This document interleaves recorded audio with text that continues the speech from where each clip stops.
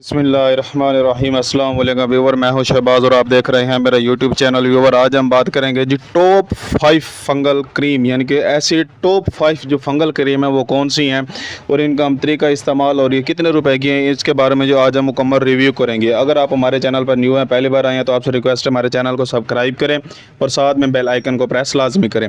जी हाँ व्यूवर, आज हम बात करेंगे जी सबसे पहले जो है टॉप 5 फंगल क्रीम में से जो सबसे पहले हम जो आज जिसके बारे में डिस्कस करेंगे वो है जी टर्बिसिल क्रीम। यानी कि ये जो टर्बिसिल क्रीम है इसको हम इस्तेमाल करते हैं जी फंगस के लिए और इसका जो फार्मूला है वो है जी टर्बिनाफिन। ये जो टर्बिनाफिन इसका फार्मूला है, ये 15 ग्राम की जो है क्रीम है जो कि आपको हर मेडिकल स्टोर से आसानी से मिल जाती है।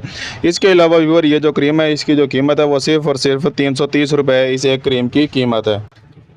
और इसके अलावा व्यूअर ये जो टर्बिसिल क्रीम है इसका जो कंपनी है वो है जी सेफ्रॉन कंपनी की ये प्रोडक्ट है जो कि बहुत ही इफ़ेक्टिव है। अगर आप जो है मुतासर हिस्से पर इसको सुबह शाम 2 टाइम लगाते हैं तो ये इंशाल्लाह जो है आपके जो फंगस है ये बहुत जल्द ही ठीक हो जाएगी।